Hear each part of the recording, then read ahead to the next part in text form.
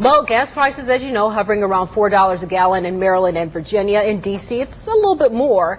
You think you're feeling the pain at the pump? Yeah, for some drivers, it's a struggle every week to do something most of us take for granted. Tisha Thompson puts our gas stations to the test in this Fox 5 undercover investigation.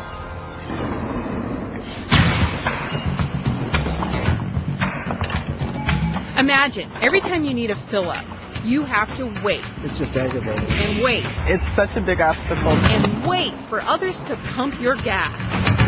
It's very embarrassing. It's a struggle for thousands in our area because they're disabled.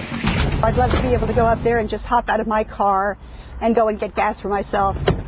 Nancy Starnes survived a plane crash 35 years ago. Day in, day out, rain or shine, no matter what, this is what you have to go through. Just getting in and out of her car takes a lot of patience.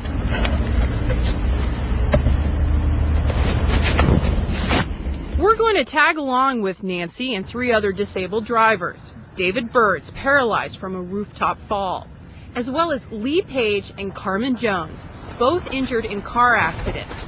They visit 16 gas stations in Virginia, Maryland, and D.C. I think people don't know what to do. By law, gas stations must help disabled drivers pump gas. I need help. I use a wheelchair. Which quickly happens at this Texaco, surprising Carmen. It's never happened. But it's a different story at this Hess station down the street, where Carmen honks and waves. Can you come out? I cannot come in. I use a wheelchair. Until finally, a good Samaritan at the next pump Okay. gets her gas. Thank you so much. You got your change and everything is good? Enjoy your weekend. Thank you. But things aren't so good for David Burt, trying to fill up at this Exxon. Tooting the horn from out in the parking lot is not going to get too much attention. David first tries to get the cashier's attention by pulling up to the door. He then backs up to the pump, honking his horn. He sits there for more than 5 minutes.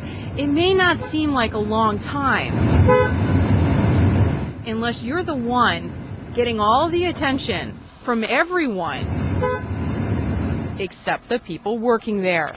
Our producer finally walks in wearing a hidden camera. I think there's a guy out there that needs help. He honked a whole lot of times. I'm sorry. I did not know that. I was inside the cooler until somebody came and told me.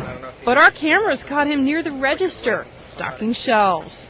If women weren't able to buy gas because they're women, or African Americans weren't able to buy gas because they're African Americans, we would have an outcry. Andy Imperato is president of the American Association of People with Disabilities. It is harder for people with disabilities to get gas today than it was 15 years ago. He says there are fewer full-service stations, more single cashier stores, especially at night. You never know what goes on behind the scenes when you've asked for some assistance. But our Fox 5 cameras are about to give Nancy a glimpse. At this Shell, she honks and shows her handicap placard, finally getting the attention of the clerk. But he is not happy about it, complaining to our producer. It's another waiting game at this Exxon.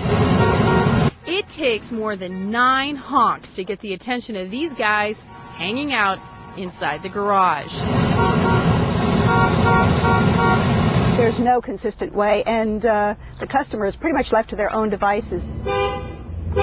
Lee Page says he hates to use his horn so much. I feel more self-conscious of, everyone's looking at me saying, why are you blowing that horn? It doesn't even seem to help. One employee walks right by his car, and another talks on his cell phone, only helping Lee after a customer says someone needs assistance. That's not going to work. Most gas stations do have a help button on the pump.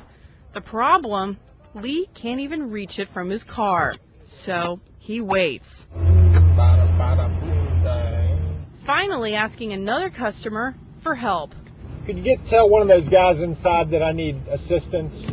We're wondering why he had to wait so long. If I'm working by myself, I can go outside. Well, but there are two other people, and that gentleman. The guy who's working in that corner. Who ultimately needs to deal with this? The owner. Absolutely the owner. Paul Fiore represents service stations in our area. I really think that it's a case of ignorance. If somebody is beeping a horn out there and there's a cashier who's not paying attention, what are we talking about? Training, lack of focus. For our drivers, it comes down to customer service. They all agree management needs to do a better job of training employees. We are customers too, like everybody else. Because, she says, an apology shouldn't have to come with the receipt. Sorry for the wait. Didn't know that you were out here. We called all of the owners of the stations in the story. We called all of the owners of the stations we featured in our story. Most said they typically ask disabled customers to honk their horn or use the help button for service. All agreed there is not a perfect solution. The owner of the Shell station said he did have his corporate office install a credit card slot lower to the ground to help out. What an outrage. All right. Thank you, Tisha. A Chicago company, we should tell you, did create a device to help the disabled and elderly get better service at gas stations.